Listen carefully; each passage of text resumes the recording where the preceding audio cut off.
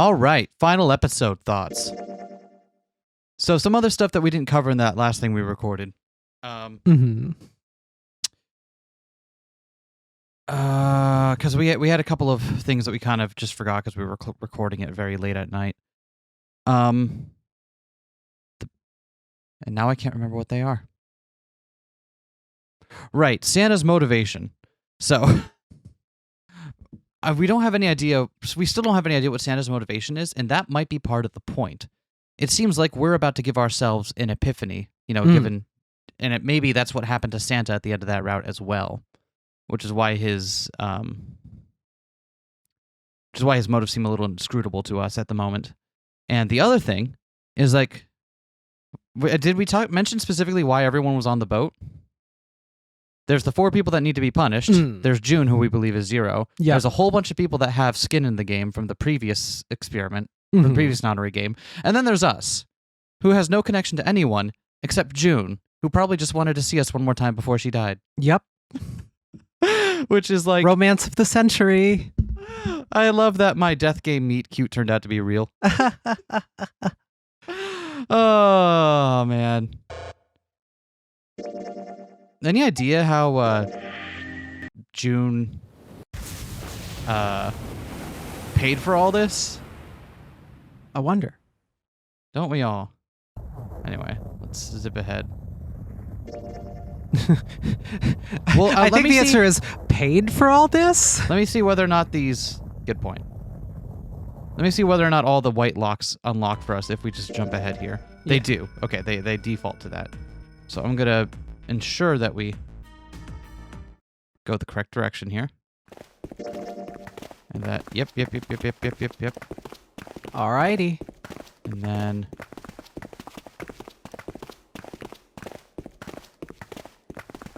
Or actually, we don't even need to worry about that. We can just jump right to here. Yeah. The 3 left behind. The room fell silent. Junpei, Clover, and 7 had been left behind. It's Clover just like that one book series that really sucked. Hey now, how do you know that it sucks? Did you want to breed in any of them? Clover looked down at her hand and traced with her finger the faint blue veins that crisscrossed them. Ugh. 7 shoved his arms into the front of his overalls and scratched his stomach. No one spoke. Silence made the air feel thick and oppressive. Desperate for something, anything to occupy his mind, Junpei walked to the larger of the numeral 9 doors. He stood in front of it and looked at the red. It read engaged. He moved to the smaller door. Yep, and that's the one that Santa took them through. The red read vacant. The digital root of the remaining people was 7. 5 plus 4 plus 7 equals 16. 1 plus 6 equals 7. There was no possible way for them to open with a door with a 9 on it. Junpei touched the surface of the door. Oh. Did Santa have an epiphany that this was the correct group of people to leave behind so they could get out after Snake is freed? Yeah, I think so. That because it's exactly lines up in number. Exactly, too, is what they needed to get here. Yeah, so I think maybe that's it. Maybe that was... Again, if they left just 7... Then again, if they left just 7, it would have been... No, he doesn't have the 0 bracelet. And Correct. Santa doesn't know about the 0 bracelet. Presumably, yeah. He thought about June, about Akane Kurashiki. Was she safe? That was all that mattered to him. If she was alive, if she had escaped this horrible boat. That's what Junpei prayed for. 7 came up next to him. He pulled off his hat, scratched his head, and sighed. So, what do you want to do, Junpei? What do you mean, what do I want to do? What can we do? 7 opened his mouth to respond when... A noise echoed through the room. Someone was pounding on something vigorously. It wasn't mechanical. It was certainly human. Junpei and 7 looked at one another. Oh, what the hell is that? Shh, quiet. Clover motioned to 7 to be quiet. She put one finger to her lips and closed her eyes in concentration. The numeral 3 of them listened, trying to determine where the sound was coming from. Where? Where is it coming from? Oh, if Santa had an epiphany, it would also make sense that Ace needs to not be here when Snake gets out. Wait, no, but Clover's alive. So Snake probably wouldn't just. Yeah, I think your first explanation was more convincing. And there's other combinations, though, like 1 and 8 could have been left. 7 had, it could have. I don't know. Maybe Santa will give us an explanation. But hey, I think it's coming from inside this coffin over here. You're right. Let's open it. But how? What are those muscles for? For show? You're telling me to force it open? Just shut up and try. Junpei and Seven grabbed a hold of the coffin. They tried to get a good grip with what little purchase they could find and pulled with all their strength. No! Damn it. Man, it won't even budge. There was some sort of keypad attached to the coffin. Its purpose would not have been difficult to determine. Their eyes were almost immediately drawn to it. Not another one. Yeah, looks like it. Do you think we have to put in the right password or it won't open? I think so. The noise wasn't stopping. In fact, it was getting louder. Whoever or whatever's inside this thing wants out, and now. I know that.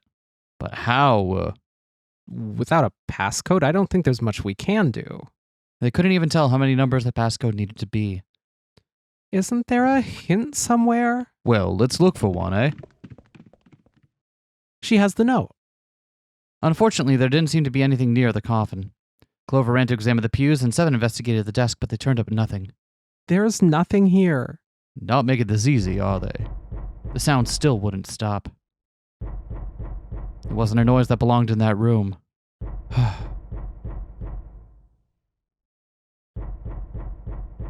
What's the passcode? I don't know. Throw me some numbers. What am I supposed to do? How can we figure it out? I need something. Hey, what if we did a quick camera pan over the top of the coffin? That could help. Yeah. The world blinked.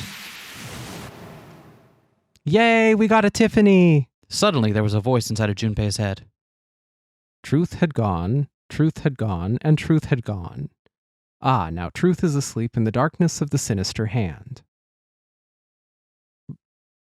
What the hell was that? That voice? Junpei was utterly and completely baffled. Oh, what? What's up? Seven and Clover ran over to him, but Junpei didn't know what to tell them. If he told them he'd heard a voice, they'd laugh, or worse, they'd think he was going insane. So all he said was, "Oh, nothing." He cleared his throat a little too loudly and looked pointedly down at his bracelet. There were a pair of small buttons protruding from either side of it. Junpei pressed the buttons. Truth is what's right. Right, left, right, left, right, left. Left, right, left. That was it.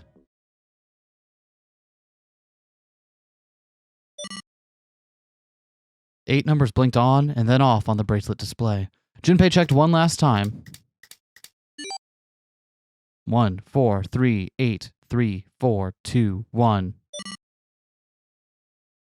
1438 3421. Huh? Eh? Hey, what the hell were those numbers? Oh my gosh, are those? Clover recognizes what they are. Junpei didn't answer. He simply walked straight to the coffin. Although Clover might have an idea of how Junpei got them. He knelt down in front of the keypad, running over the numbers in his head so that he wouldn't forget. 1438 3421. 1438 3421. With trembling fingers, he punched them in. 14383421. That was all of them. He punched the E button. There was a moment of complete silence. Then there was the sound of the coffin lid unlatching. Someone sat up out of it. No way? Why? Why are you... Ah! Oh, is that you, Clover? I apologize for worrying you. Snake. Do you want to take 7 back now that I've got someone to actually play this scene? You? Why? Junpei, and 7, is that you? Is everyone else there as well? Just like Rip Van Winkle. Still, it was very much like Snake to simply cut to the heart of the matter and ask. Jeez. Junpei and 7 shared a wry smile. Clover's eyes were filled with tears. You're back. With a cry of joy, she leapt into Snake's arms. Oh, gently now. My body's still a little weak, after all. Oh, you're back. Clover looked like nothing so much as a lost child who had finally found her home. She cried and cried and cried. Her eyes were red and her nose was running. She hiccuped and gasped as if she were about to begin hyperventilating. I know what. Ace had to go with Santa because Santa has the gun and can control him.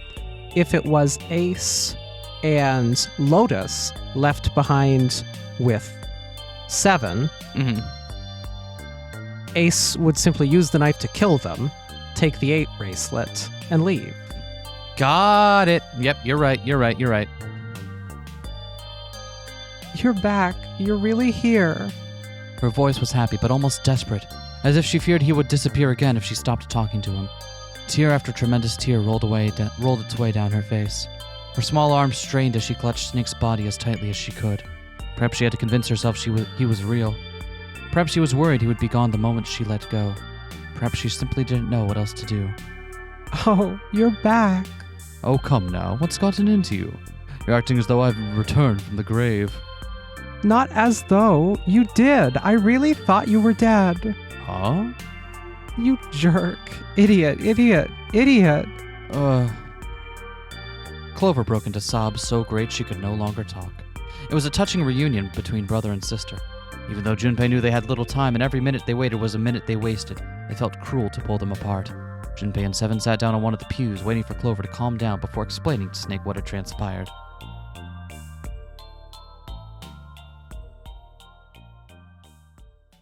I see. I believe I understand things rather well now, thank you. In the shower room, there is a dead body wearing my clothes. Oh, he's got a robe on because they took his clothes. Yeah, but why that robe? I don't know why that robe's... But, he's just got a robe on because his clothes are currently in use somewhere else. I don't know why the robe has those designs on it, but that's why he's wearing a robe. Because of that, you thought I was dead, is that correct?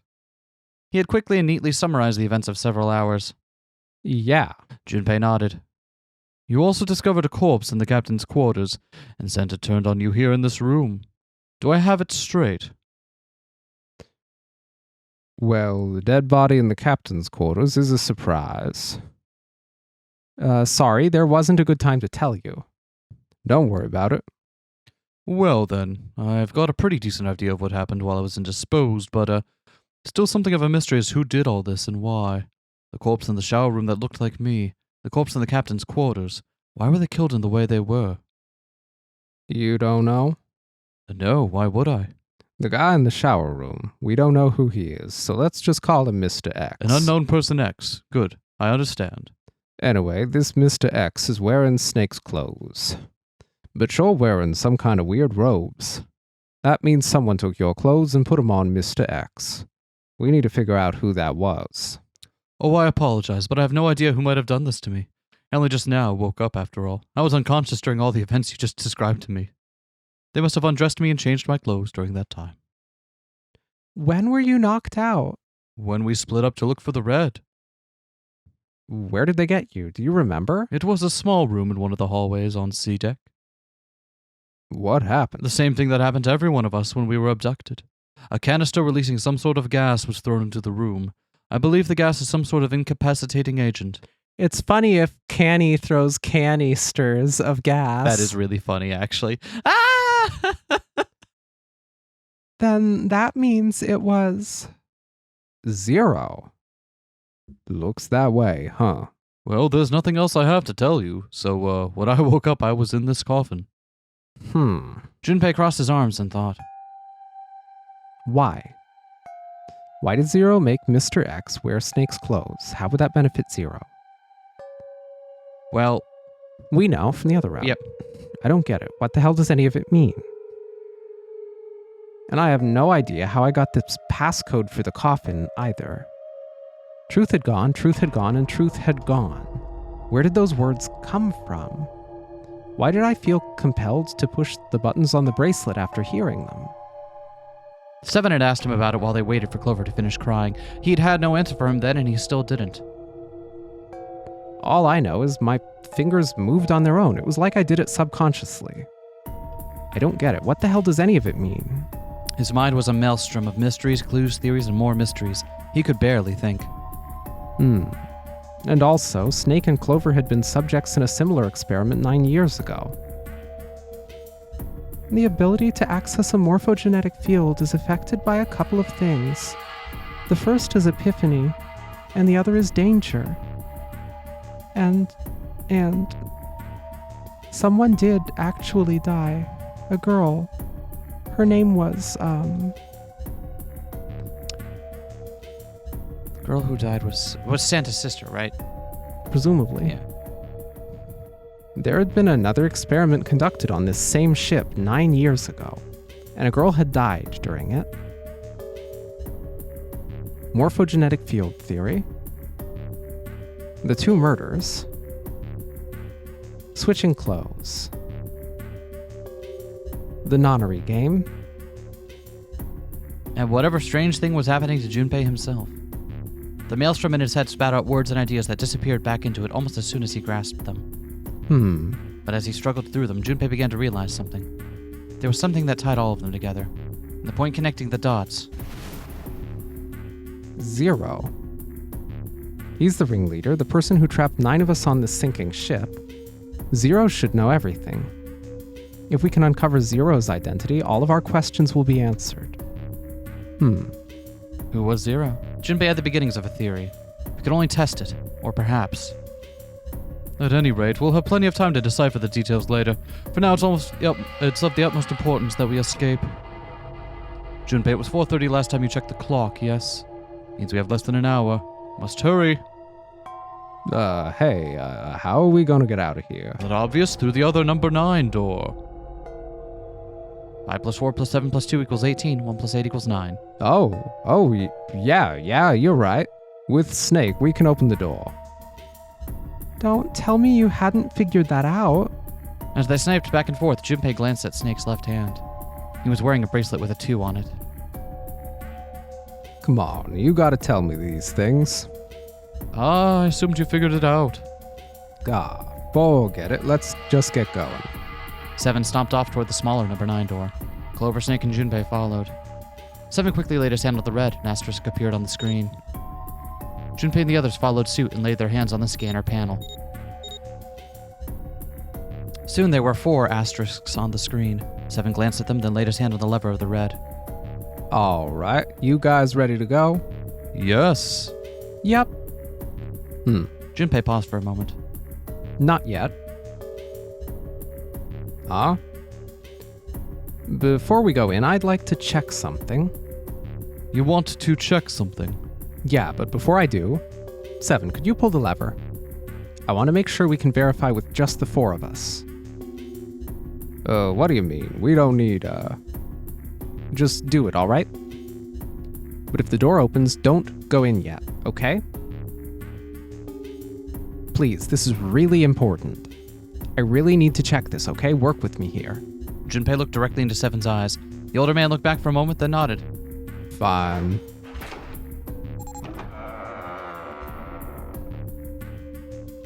Seven pulled down on the lever and door 9 creaked open. Then they waited. 6, 7, 8, 9. After 9 seconds, the door closed. Alright, that means the 4 of us can go into door 9. So, we knew that already. It's obvious. Obvious? Yeah, you're right. It is. Now, what happens if we add Zero's bracelet? What? Zero's bracelet. Why don't you take it out, Clover? For a moment, Clover looked surprised, but she recovered quickly and stuck her tongue out at Junpei. So you did know I had it. I picked it up because I thought it might be useful sometime. She reached into one of the pockets of her voluminous jacket and produced a bracelet. Junpei took it from her and turned to 7. This was on the left hand of the corpse in the captain's quarters. If you look at it, you can see it's got a 0 on the face. Just to make this a little easier to talk about, I'm going to call the guy we found dead in the captain's quarters Cap. Then I should be able to open door 9 with just me, Clover, and his bracelet. 5 plus 4 plus 0 equals 9. Though the big question is, if Cap is the mastermind of this game, would he really put one of those bracelets on? Anyway, let's just give it a shot. Clover, give me your hand. Okay. Now the captain's bracelet. And pull the lever. However, the door didn't open. The red's display read error. I knew it. Now, what does this tell us? Maybe the bracelet has to be on your wrist in order for it to work. No, that's impossible. Did you see how the panel showed a third asterisk when I scanned Cap's bracelet? Whether or not it's on your wrist doesn't matter. All you have to do is put the bracelet near the panel for it to register. 7 waved his bracelet in front of the scanner panel. Sure enough, a single asterisk appeared on the red. Looks like you're right. See? So what does that mean? There's only one possibility. That bracelet isn't the number 0. Is that what you're saying? That's right. Then what number is it? Let's find out. Junpei scanned the bracelets with this combination. So, Cap, we know, is 6, so to make this easy on us, we have to make this all equal 9, right? Yep. So 6 plus... what? What gets us there? I don't remember, even though it was just yesterday. We want a total then of 12? Can we get a total of 12? Yep. Yeah, we can. With us and 7. So us, 7, and... 7, Junpei, Cap, that's 7, 12, 18. Yep. Let's try 7, me, and Cap. 7 plus Junpei equals 7 plus 5 equals 12 plus 1 plus 2 equals 3. If this combination opens the door, then Cap's bracelet is number 6.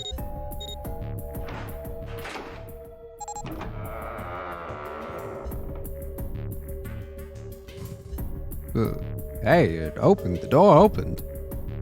What? Why? What does that mean? Both 7 and Clover seemed rather shaken as they turned to look at Junpei for answers.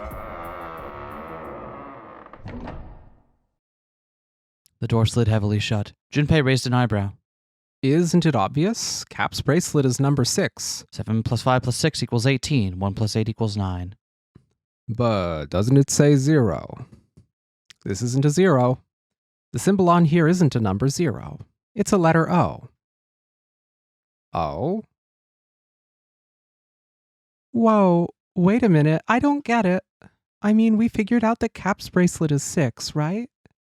Yeah? Does that mean there are 2 people with 6s? Before Junpei could answer, Snake spoke up.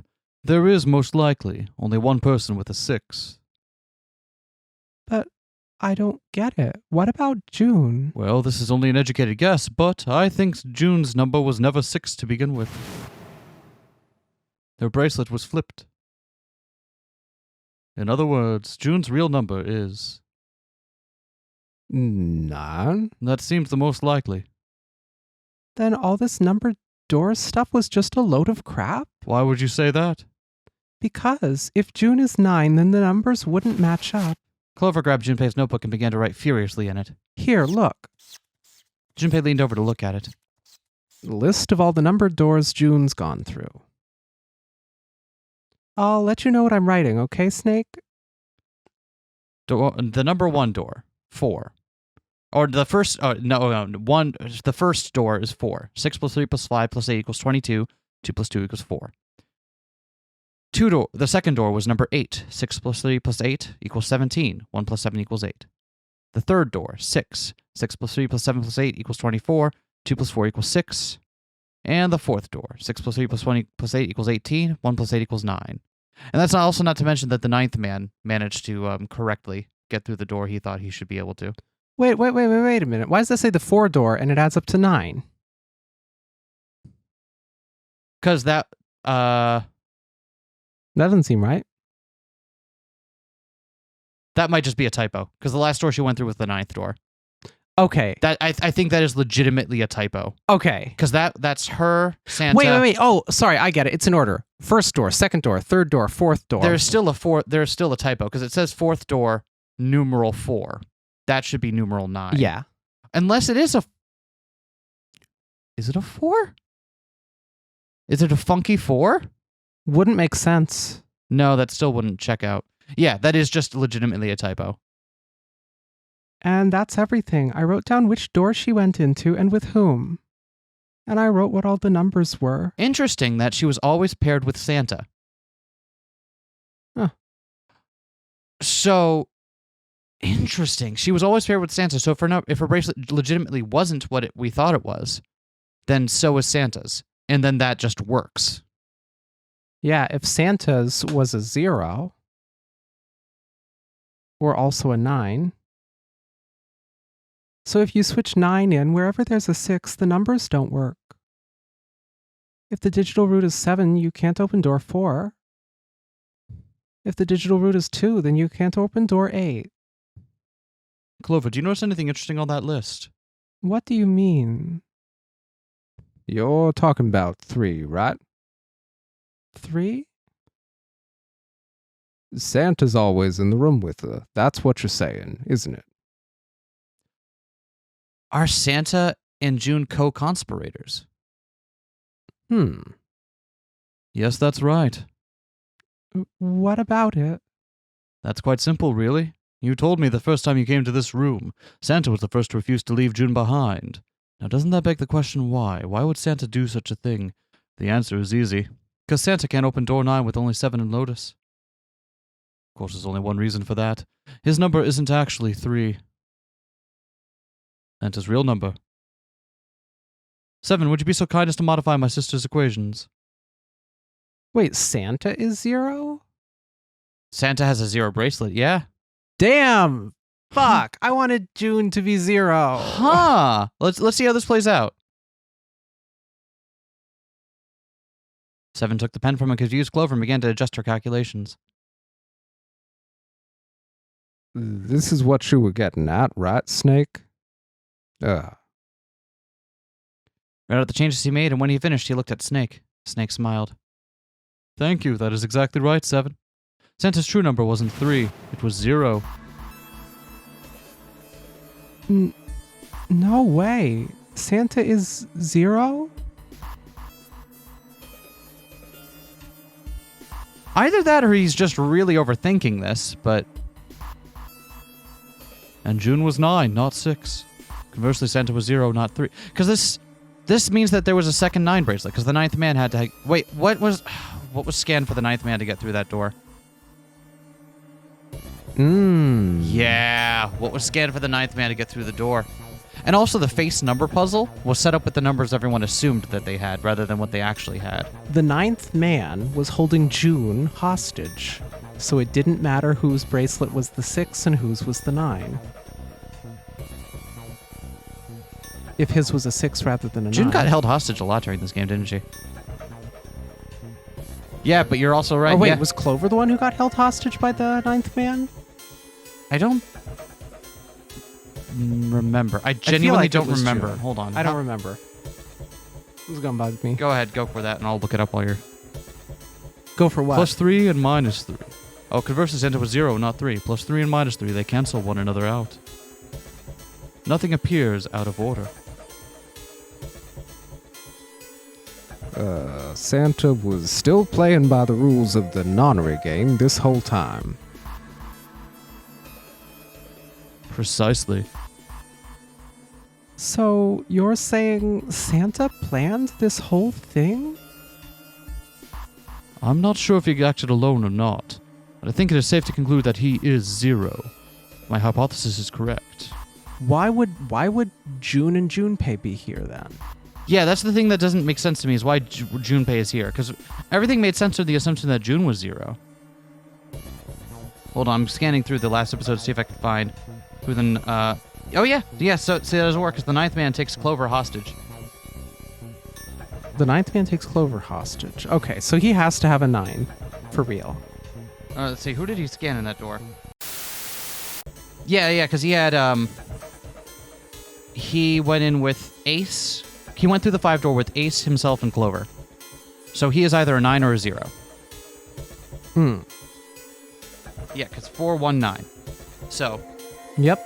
Yeah, that adds in an extra wrinkle that Snake now has to explain. Clover bit her lip. She seemed to be having some difficulty believing her brother's explanation. And again, that doesn't explain why Junpei is here. Yep. Junpei remained silent in thought. Snake's hypothesis, something doesn't seem right. June's bracelet being flipped. Even if that were possible, that would mean there are 2 number 9 bracelets. And if that's the case... All right, that's enough talking. Let's go. It's high time we went through that door.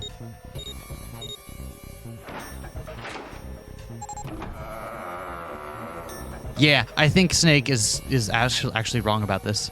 Door number 9 opened. They leapt through. It's right there. The dead was directly in front of them as they came through the door. Quickly, they scanned their bracelets. And the detonator stopped. After pausing for a moment to catch their collective breath, Junpei and his companions headed down the long hallway in front of them. All right, let's keep going. At the end was a set of stairs leading down to the ship. I think these stairs go to the bottom deck. They leaned out and looked over the side. Looks dry. Let's head down. After deciding it was safe, they headed down the stairs. Before long, Junpei and his companions found themselves on the bottom deck. They turned left into another hallway, at the end of which they found another door. Hey, it's, And of course there was a symbol engraved over the keyhole. Looked like the sort of harpoon one would use to hunt fish, the kind with 3 prongs. That Neptune? Snake traced the shape of it with his fingers. Oh, this is the Neptune symbol. Must be a key around here somewhere. Neptune key. I only have the Uranus key card. Clearly it wasn't going to open this door. This was open last time. Did we go through this door? Oh, yeah, you're right. We didn't go through. I can't remember if we went through this door or the big one. It's a different planet, plus it's the wrong kind of key. Let's turn around and go back for now. yeah. After examining the door for a few more minutes, they gave up and headed back the way they'd come. Hey, another door. With a little more searching, they found a metal door. And a card reader this time. A symbol was engraved onto the card reader. It's the Uranus symbol. This is the place. He muttered to himself and slid the card through the reader. Are we going to have one more puzzle to do? It beeped once and the light on it turned green. The heavy metal groaned, the door creaked open. Junpei, Clover, Snake, and Seven looked at one another, nodded, and stepped through. The room they found themselves in was full of books. The Forest of Knowledge. Here's the Forest of Knowledge! Wow. It's totally full of books. There's so many, I don't know where to look. It looked remarkably like a library. Not the sort of library where large numbers of people came to read books. More of the sort of library that was simply a place to store books. I was a little overwhelmed by the sheer number of books, but Junpei did his best to speak with authority. All right, if we want to get through that door out there, we need the Neptune key. I say we split up and look for it. Okay. Very well. Sure thing. Good, let's get started then. We don't have a lot of time. Hurry. We have one more... Alice sleeps in a small chamber past the Forest of Knowledge. As he began his search for reasons he didn't fully understand, Junpei felt those particular words float through his mind.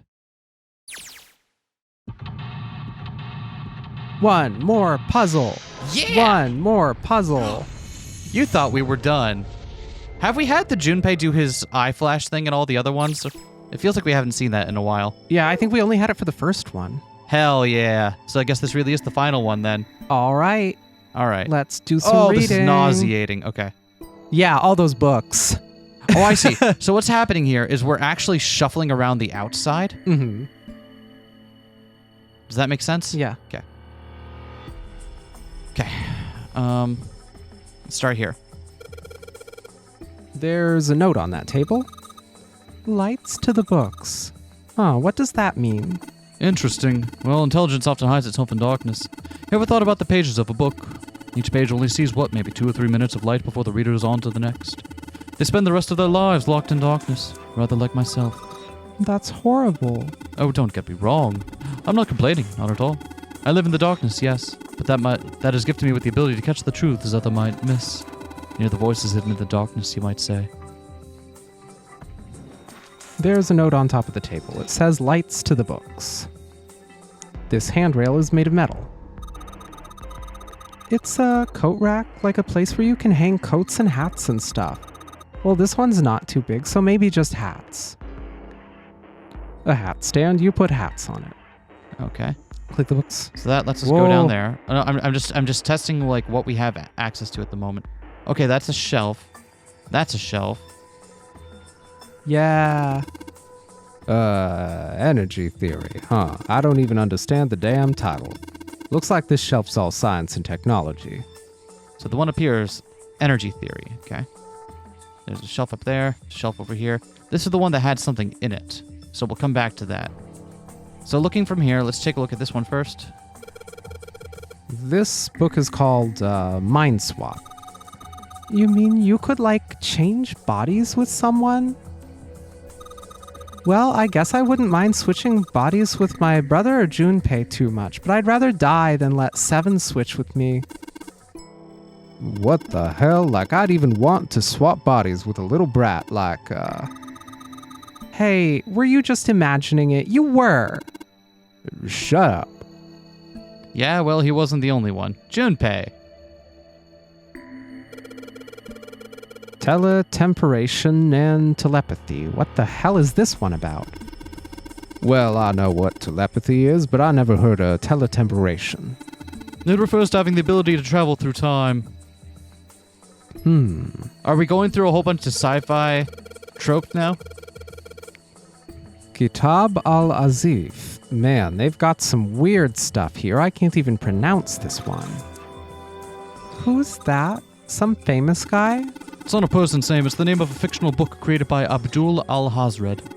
It's said to be one of the sources used in the creation of the legendary Book of the Dead, the Necronomicon. Oh, so these are all occult books and stuff. I see. This one says the golden rabbit and the moon on it. Does that mean it's about a rabbit that lives on the moon? Rabbits are pretty cute, but what's the moon stuff about? It's talking about the Judas tree that is said to grow on the moon, according to Chinese legend. Alright, interesting. Why did mankind lose their tails? Junpei, do you know what this one's about? Why are you asking me? I didn't even know we had tails to lose. Maybe you should ask a human with a tail. Mankind's ancestors most likely lost their tails as they were no longer useful and the nutrients required to grow them were better put to use elsewhere. At least that's what I read. I was rather young, may have remembered it incorrectly. Huh? Why the hell would a kid be reading a book like that? Oh, Nunya. Books on evolution and stuff, alright. Micrographia, huh? Oh, yes, Robert Hooke's famous work, first published in 1665. He built a microscope and examined insects and organic substances and other things too small to be seen in detail by human eyes, then drew pictures of the many of the things he'd examined and published them in a book. As was against the shelf concerned with natural sciences.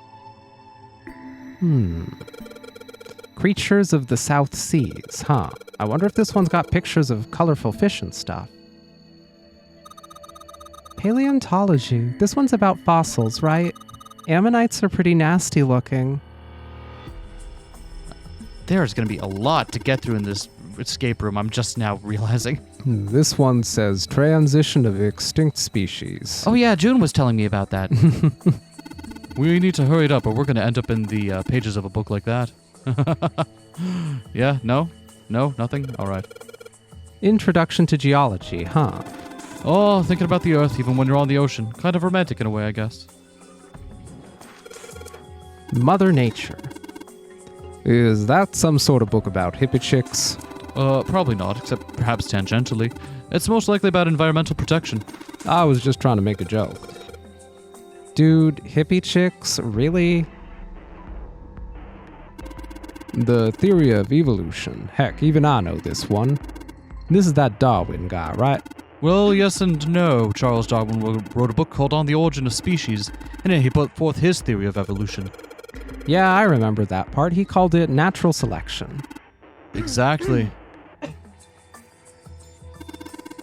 Theories of the Cambrian explosion. Did a bomb go off near somewhere called Cambria? Wrong kind of explosion. Roughly 500 million years ago, during what is now known as the Cambrian period, research suggests that the variety of living organisms increased by an order of magnitude. Why that happened, however, is still something of a mystery. There are a number of theories, though. The book is most likely a collection of them. All right. So that's the... Right, okay. Property values going up out in space too these days. Man, guess times are rough for aliens too. This one says cosmic inflation. Oh, don't let Clover look at that book, please. Oh. There's one up there, but... All that's here is Faraday's laws of electrolysis. I think June was telling me about that one, too. Thank you. I believe that's going to be about electrolysis in an electrolyte solution. Particular laws were set down by Michael Faraday. Quantum gravity. 7, do you have any idea what this is? How about you start by using real words, then maybe we'll get somewhere. Supersymmetrical string theory and 10-dimensional space-time, They're just talking about superstring theory. It's a theory of reality where... how to explain?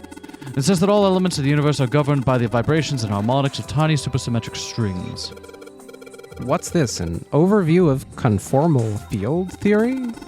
Well, it's a theory that posits an invariant quantum field where all conformal transformation can take place. Knock it off with this science voodoo stuff. You trying to put me to sleep?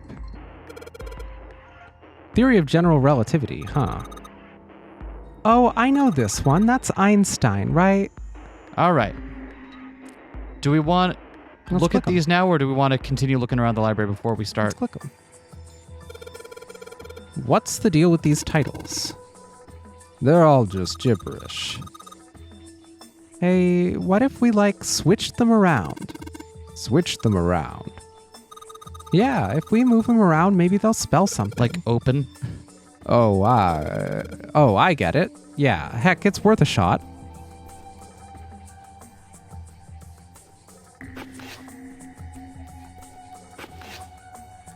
Open here, find bulb. How about this? Looks like putting those books in the right order. Open this thing right up. Huh, that was a piece of cake. And now I have a fresh can of light bulbs. Hooray! Oh, it's always important to have a fresh can of light bulbs. You did it, Junpei. That is the normal way for light bulbs to be distributed. Has that turned out well enough? So the letters from the titles spell out, open here, find bulb. Light to the books. The light bulb looks like it's brand new. And it's really big, so it'll make a lot of light. Cool. All right. Well, we've looked at these shelves. We've looked at this whole screen, I do believe. Yep. Yep. Yep. That one's just its own thing. That one we looked at. That one we Yep. looked at. Cool. All right. Rotate once to the right. Oh, that's the open here, find bulb, and that's the energy theory. Okay. Just listening to you read those titles is giving me a headache. can't say fancy technology stuff and I get along real well. Keep on talking about that stuff and you're gonna put me to sleep. So that's that same one, right? It's done in quarters. Yeah, but they had something to say that time. Right. The black hole hypothesis, gamma ray astrophysics. Oh, I guess this bookshelf has an astronomy theme. History of Buddhism. Look, this one says cultural heritage of Rome. Bet that's gonna be serious inheritance tax. Permian creatures. Seems a little fancy for some kind of prehistoric critter. Not to mention most of them were likely reptiles and amphibians. Without hair, I can't imagine they had much need of perms. That's got nothing to do with this. Thanks, Evan. History of the medieval period. Maybe it's about Sir Lancelot? Isn't he just a story? I don't think you're going to find a guy who didn't really exist in a history book. A kid's book here? It looks like it's a children's story about Native Americans. Don't you think a random book like that is kind of suspicious? Maybe you ought to hold on to it. Called Cowboys and Indians. This one has some Native Americans on the cover. Hey, Junpei, take a look at this one. Native Americans, huh? Maybe it's got some... Whoa. It's a pop-up book. Interesting. Lilk. What's that? This one of them pop-up books? LRK. That doesn't mean anything, does it? Well, you could make them KRL, like curl or Carl or...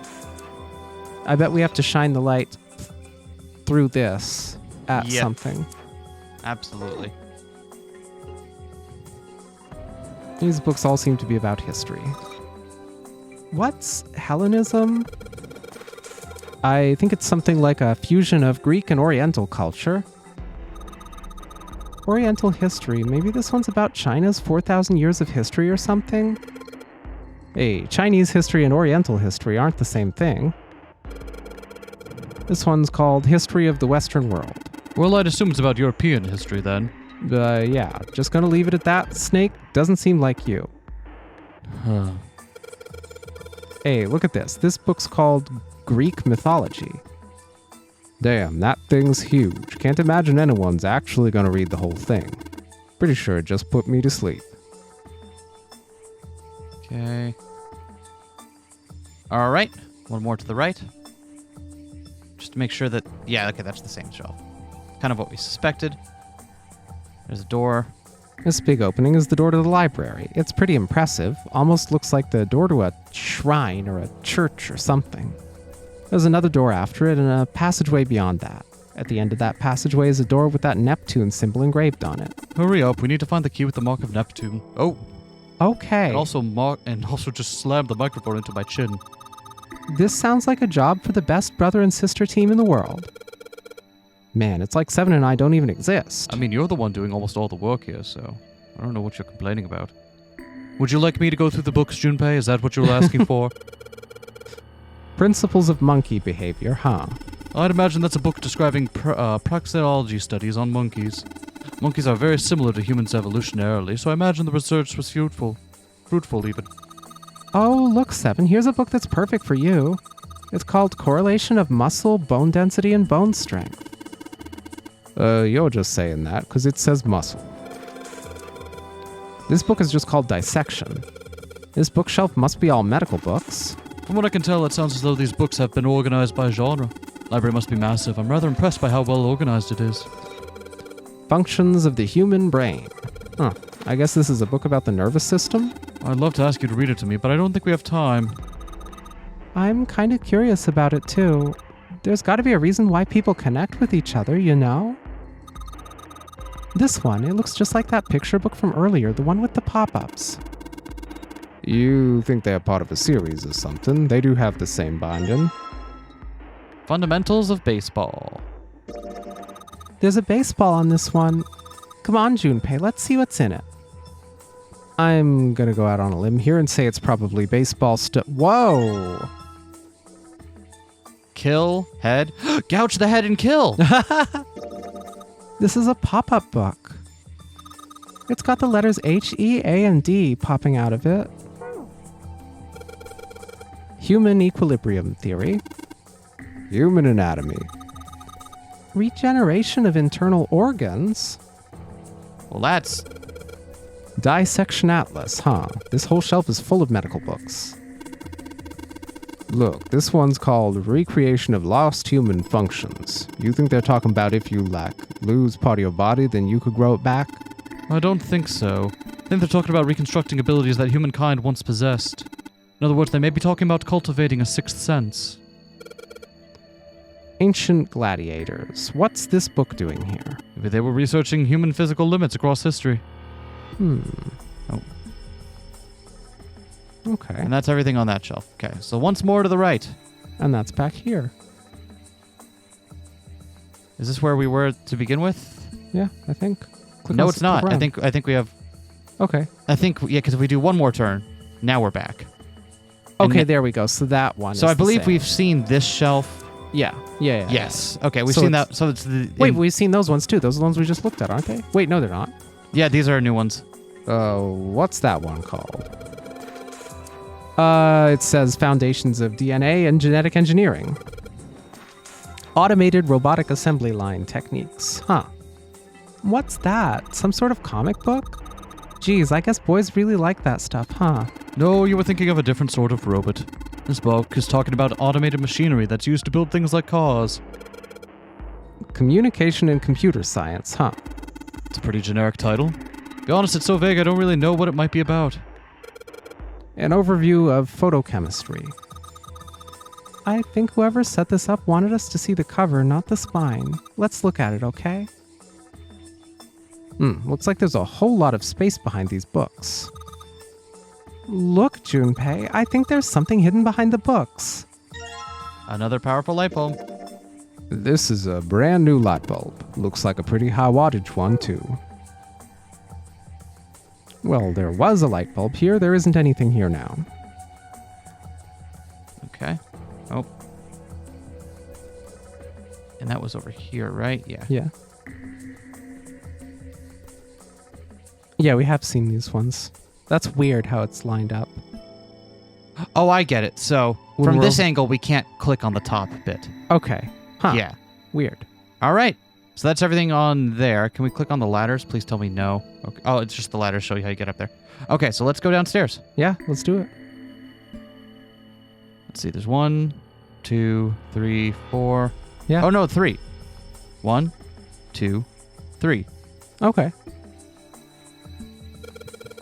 The Pythagorean theorem. This is a famous one. Sounds like there are a number of math books in this section. Achoo. Algebraic number theory. Math, huh? There's another one like that over here. You mean something like primary number theory, analytical number theory, or geometry? Oh my gosh, how did you know? Nobody said anything about those. Number theory is usually split into 4 chief disciplines, after all.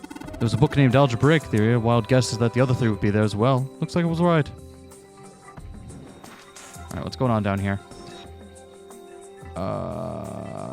Let's hold on to these, because it looks like we need a little bit more information before we deal with those. Maybe. This one's gold box conjecture. Conjecture. What's it about? Like magic or psychic stuff or something? Right, I bet it's about jewelry, isn't it? It may have an odd title, but it's actually a very respectable mathematics book. Deals with one of the unsolved problems of additive number theory. Sorry I said anything. Look, let's not get into this right now, okay? That's a weird book, Junpei. Indian mathematics. That's funny. Why is that funny? Clover, remind me we have to have a discussion when we get out of this ship, all right? It says Riemann hypothesis. What is there to hypothesize about with a Riemann? Isn't it pretty straightforward? Heavens, no. There are many factors: length, girth, lubrication, or lack thereof. It's an exciting, rapidly growing field. What the fuck? Snake, what are you doing, my guy? What are you teaching your little sister? Wow. Snake. What's this? Origin of Japanese folklore? Looks like there are a bunch of books about Japanese culture here. Mostly ones about folklore, though. Well, folklore can cover a wide range of subjects, after all. History, urban life, religious trends, environmental changes, oral traditions. Folklore can cover all those things if you know where to look. This looks pretty deep. Agriculture and historical organizations in folklore. Modern Japanese literature? Huh. Hey, there's another one of those picture books here. Something about these things feels kind of nice, you know? Brings back good memories. I guess even people like 7 were kids once. No shit, you little brat. Hey guys, cool it. Alright, I think I'm gonna take this picture book with me. What's that say? Tales of Old Japan. And it's got the hammer on it. The mallet. Mallet? Yeah, I believe there's a folktale about it. Because this shows up in both Okami and in Toho, where of a mallet that makes you both big and small. It's got a magic wand on it. Okay. So what's inside? Well, aren't you gonna open it? Pretty sure it's just going to have pages inside Whoa! Okay, I have no idea what that is. CI5? Okay. It says 6. My bad. Looks like another pop-up book. This book has an S, an E, a dash, and a number 5 sticking out of it. I might be impressed if I was 5. Cool. Okay. Oh, I didn't want to go up yet. Let's see what we got here. So many books here. I wonder what this one's... Whoa, what's this? Warm? Oh, sorry. No, I'm sorry. Hey, what's the deal with this sappy stuff?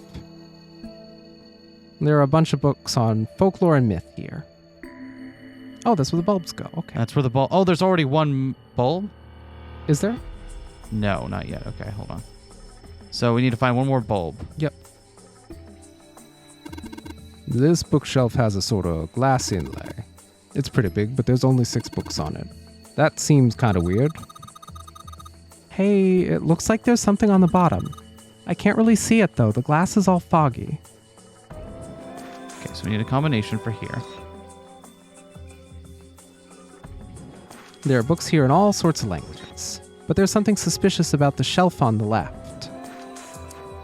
Let's interact with the iron plate is bolted down. I don't think it's a drawer. I think it's just a wall. The thing that we skipped earlier? Yep.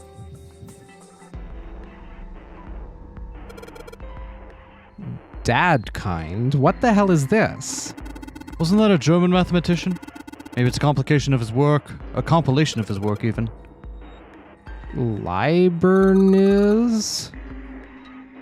This book is in German. It looks like it's the complete works of something. Never heard of it. Well, if Snake doesn't know what it is, I don't think we'll ever know. Owen, huh? Owen isn't enough to go on. Ours is about the English Revolutionary. Sheldrake? Sheldrake. Isn't Sheldrake...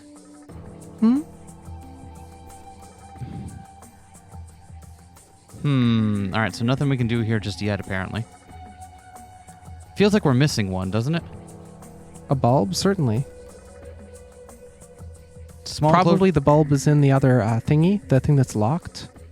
It's a small enclosure with 9 sides. There are 3 of these things that look like music stands. Okay, how about we try putting these picture books on the stands? Then... This is a little weird. There are 3 lights in this thing. They aren't very bright, though.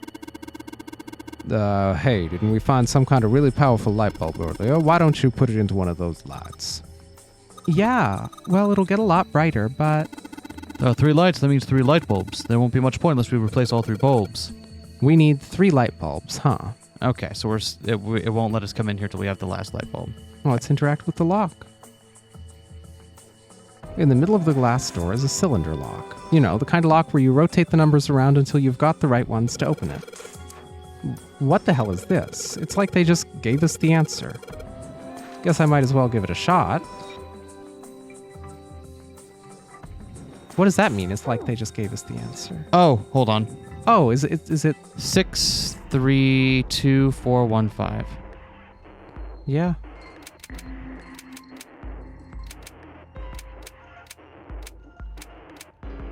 What the hell's happening? 6, 3... 2 4 1 5. Huh, alright. You did it, Junpei. Yay! I don't know why, but I don't feel particularly happy about being praised for that. Whatever, at least the lock's open now. Let's see if we can get it open, all right? Bulb. Cool. All 6 books seem to be pointing at the cylinder number lock. All right. Time for bulbs. All right, so there are 3 lights in here. I'm going to change these bulbs. Now they should... Awesome! It worked! Way to go, Junpei. Good job, buddy. There's something projecting on the bottom. These letters, they seem familiar. Sheldrake 5. All right, let's go get Sheldrake 5. It says Sheldrake on the spine of this book. It's got the volume number written on the lower part of the spine. Why can't we click it? Do I have to... Hold on. Oh, do we have to interact with it? Okay, we do. Sheldrake 5. I think I saw the rest of this collection somewhere. Yeah, I think it was somewhere around here. Let's go take a look. Okay. Sheldrake. Have you heard of him? Sheldrake, I mean. Yeah, Lotus told me about him. They put us back on the adventure screen instead of the novel screen. There's a British biochemist named Sheldrake. He had a rather interesting theory. Morphogenic fields, which relies on the theory of morphic resonance. Really? From Lotus, huh? Well, Clover also said something to me about that stuff. Oh, she did. Yeah, what was it? The ability to access a morphogenetic field is affected by a couple of things. The first is epiphany, and the other is danger. Oh, that girl. I told her not to tell anyone. You did? Why? Well... Junpei's eyes narrowed. Look, man, I didn't push it because we're in a hurry, but I'm kind of sick of this. How about you just tell me, okay? Tell you what? Don't give me that about the experiment. Snake's shoulder slumped and he shook his head slowly. He'd finally given up. Very well. Fine, I will tell you everything. But not here. Let's move to the top floor. Junpei nodded. With that, they climbed the stairs to the top floor.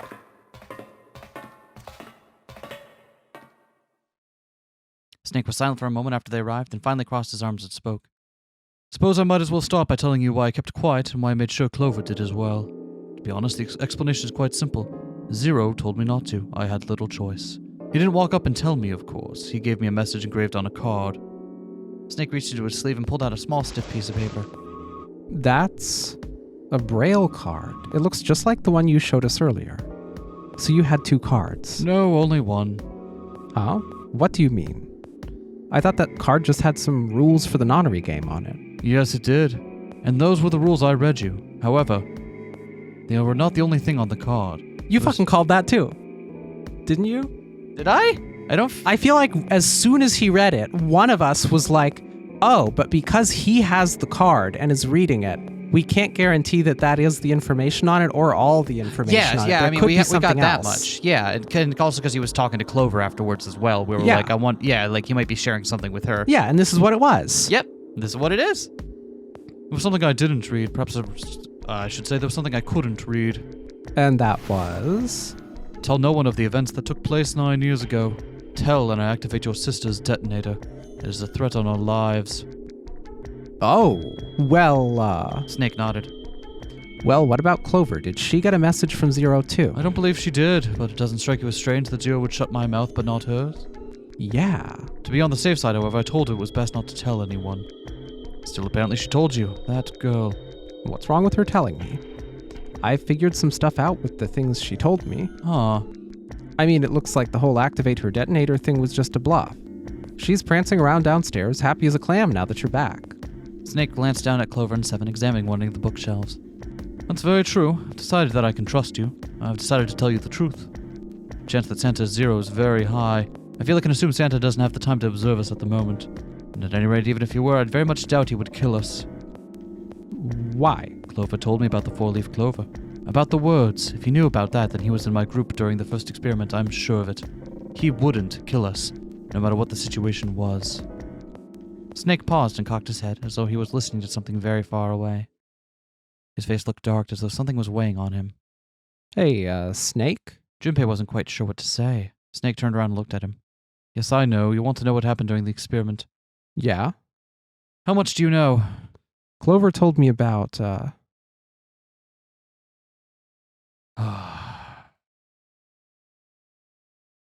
I see.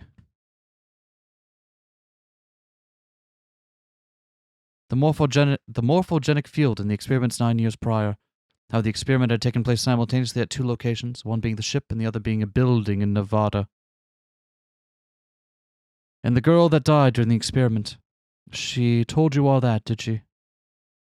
Snake looked down. His face was tight. A slight tremor shook his body, and he tried to hide it. He was putting on a good front, but even Junpei could tell that he was holding back something deep and powerful. He made as if to brush something from his face and looked up at Junpei. At any rate, I now know how much you've learned. All that remains is for us to determine. is who did this and why, right? Yes. Can you tell me what happened? Yes. Snake nodded slowly. The people who organized the initial experiment were from a company called Cradle Pharmaceuticals. There were 4 of them running the show. Gentaro Hongo, Nagisa Nijisaki, Taruaki Kubota, and Kagechika Musashido.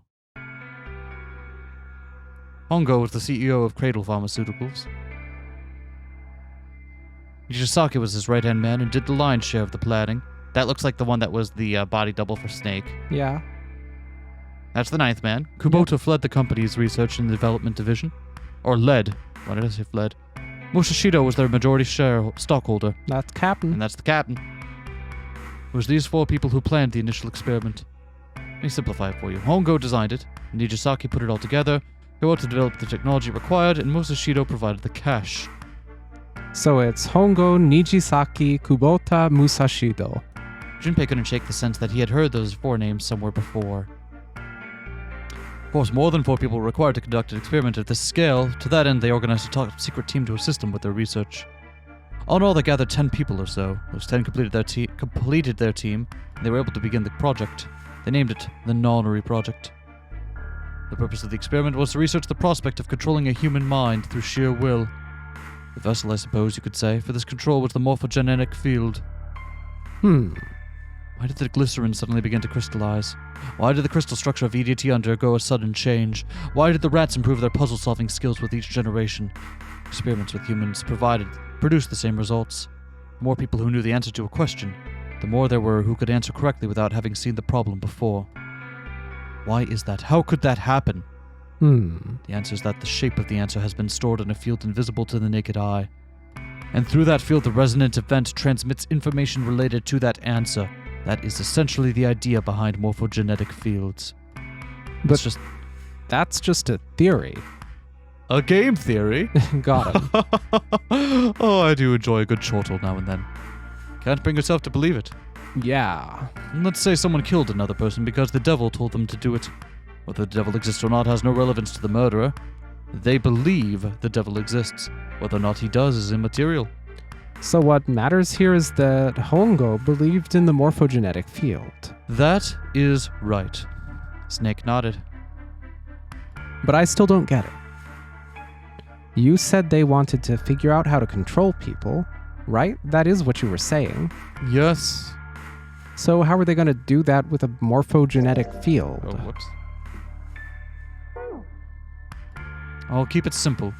Let's suppose 10,000 people have solved a certain problem. The chance of you knowing that answer, even if no one has told you, will go up. Let's have another example, shall we? Let's say 1 million people were to do a handstand right now. Tomorrow, the chances of you doing a handstand would be higher, even if you had heard nothing of this hypothetical mass handstanding. Mankind's thought processes and actions are all part of a resonant event. All of the resonant events encoded in the fields are projected onto you. And of course, this assumes you believe in this theory. Do you follow so far? Yeah. Now, if there was a person who had the same effect as those millions of people, what would happen? If that one person were to do a handstand, the other people would find themselves wanting to do handstands as well. Can you imagine what a person with powers like that would be able to do? Come on, there's no way.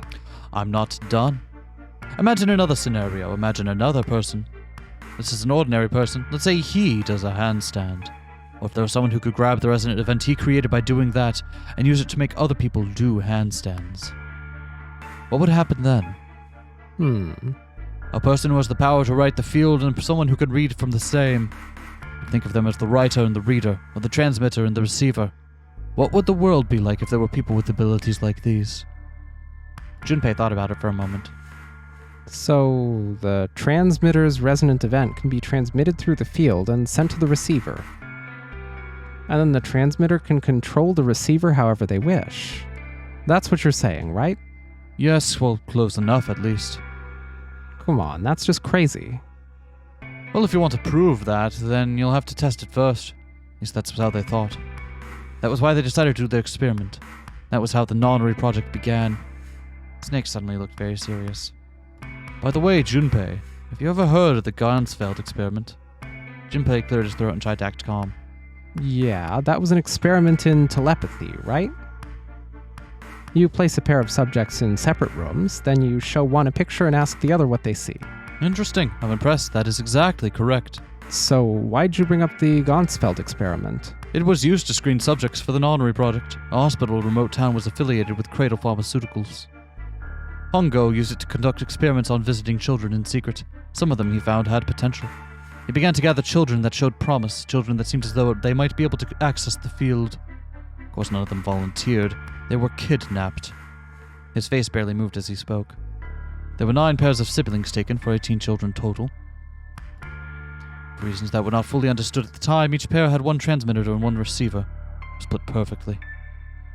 As such, the 18 children were split into 2 groups of 9. Children who were put in Group Q were the ones who excelled at transmitting. They were transferred to the mock experiment building known as Building Q in the Nevada desert. The children who excelled at receiving were put in Group A. Group A was then placed on the former hospital ship Gigantic. In the experiments he had conducted so far, Hongo had learned the following. There are 2 things that can increase one's resonance with fields. The first is epiphany, and the other is danger. You have been faced with an especially difficult problem and thought about it very long and very hard, until finally an answer suddenly appeared in your mind? It may seem obvious to say so, but that is what is meant by epiphany.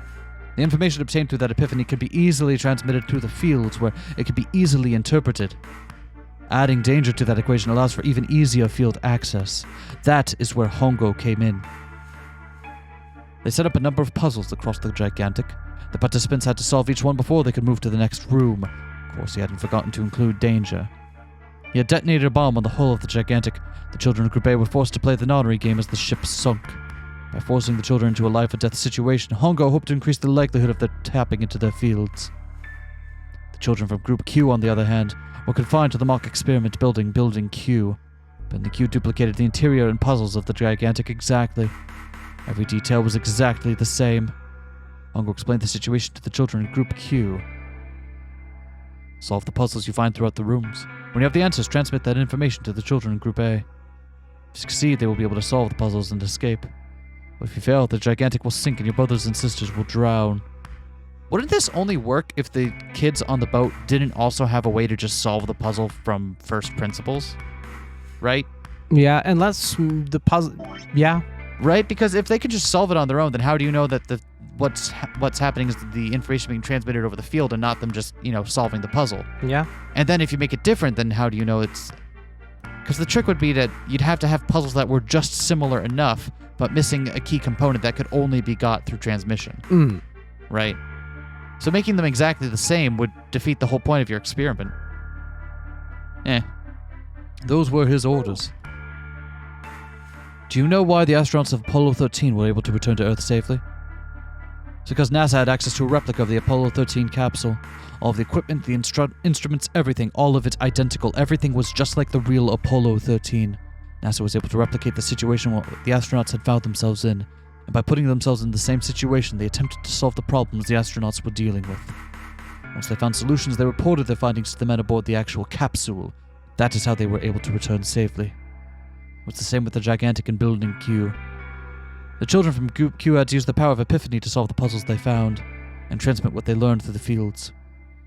Oh wait, no, never mind. Because they're having the first group solve it without any danger, and then the boat group has the danger. That's the difference. Children in Group A, however, they had to access the fields to learn how they might advance to the next stage. That is the simplest explanation I can manage.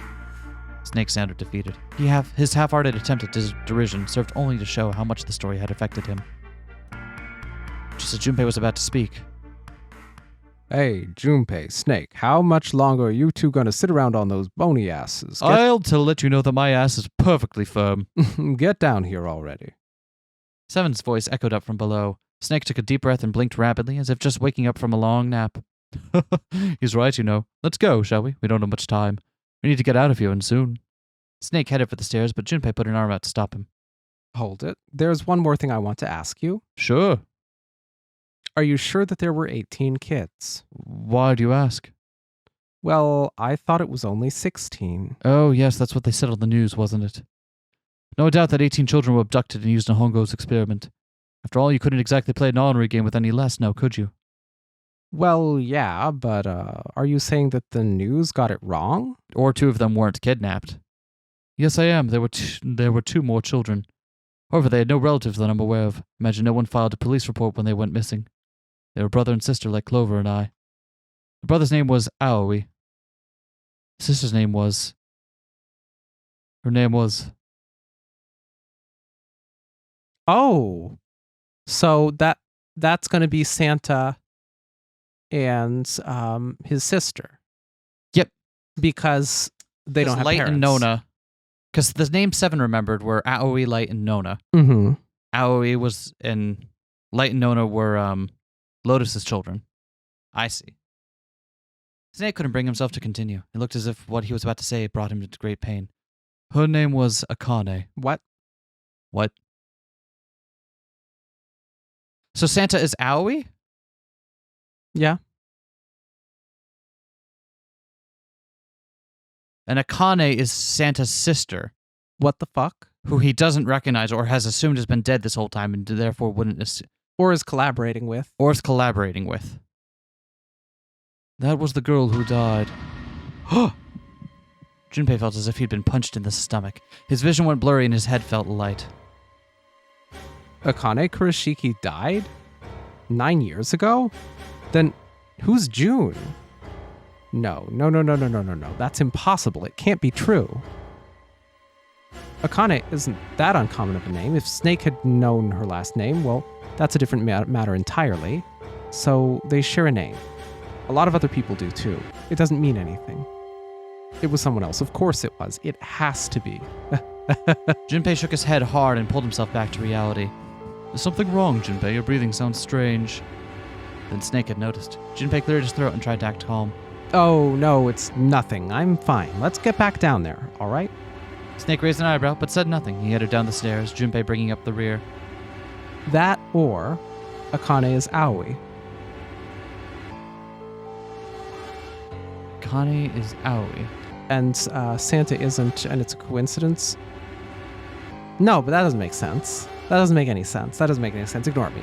I couldn't do it. Santa would be Aoi because he's the brother whose sister died. My theory was a trans theory. Oh, yeah. Oh, that would be great. Yeah. Because it was like, how do we make sense that somebody named... If this Akane is that Akane, how do we make sense that somebody named Akane died 9 years ago, but someone named Akane is here now and is 0? If that person is 0 and like, oh, if it's the other sibling, but it does not line up. Well, let's see how this plays out. I couldn't do it. Why didn't I ask? What's her last name? I just couldn't get the words to come out. With every step he took, the cold, hard sound of feet against metal dug at his heart. Right, Sheldrake 5.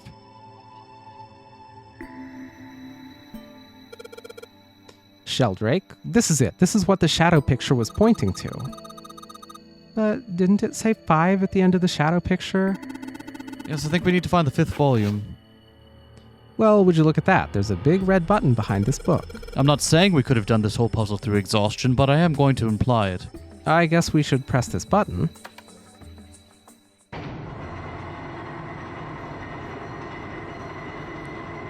Okay, I can't see what's happening, but even from just the sounds, I can tell that is incredibly extra. What was that sound? It sounded like something really big was moving. It came from the top floor. All right, let's go check it out. Holy shit. What? Holy shit, what? We just sat down, we're like, yeah, we'll get through this tonight. What the There's a lot more game than I thought there was going to be. There's a lot more game than I thought there was going to be. Okay. Okay, maybe we won't go through all this tonight. Yeah, that's not happening. That's not happening. All right. I'm like, yeah, wow.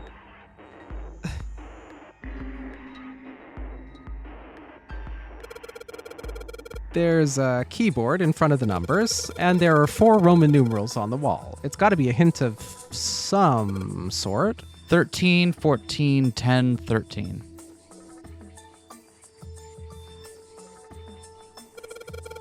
"13, 14, 10, 13. Those are all Roman numerals. Do you think we just need to put in the numbers from the wall on the keyboard? No, you can't. The keyboard doesn't have any number keys. You can't type in stuff like 3 or 4. Then that means... 13th. What is the 13th in like the special? The 13th what? In the numeral system? D? D, E, A, D. Well, I bet you gotta type something on that keyboard. Yeah, but you can only enter letters. And it looks like you only enter 4 letters. Let's see how it works.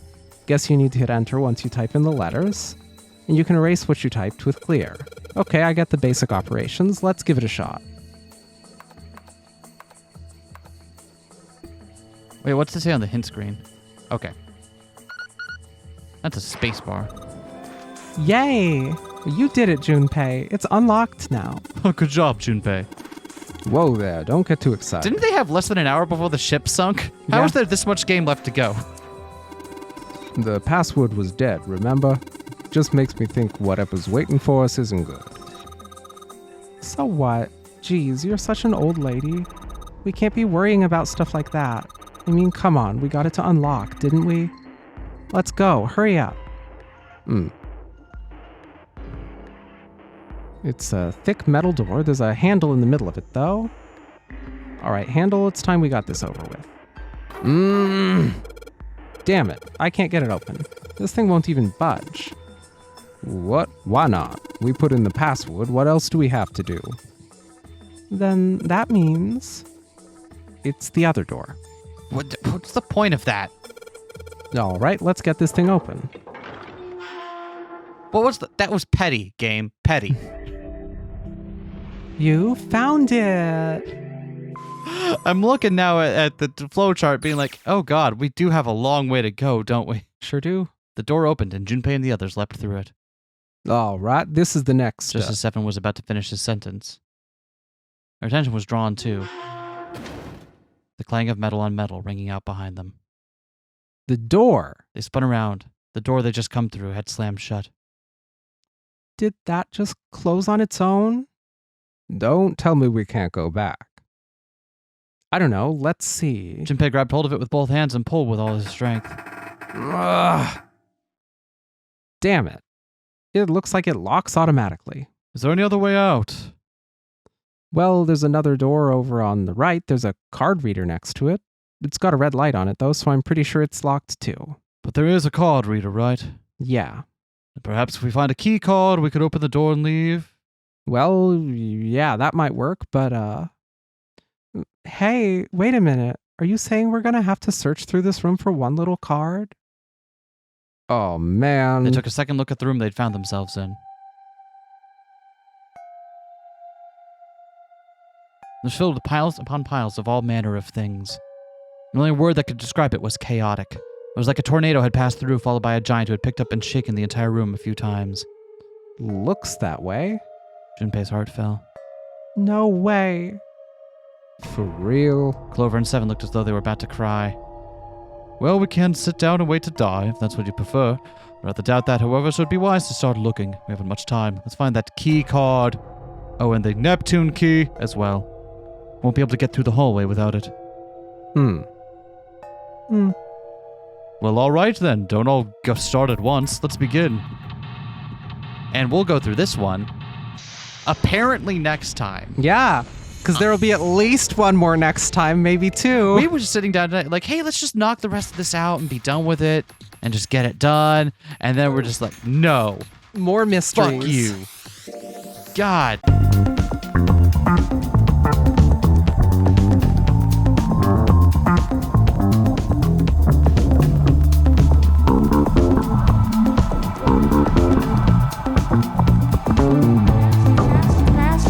Smash that like, comment and subscribe.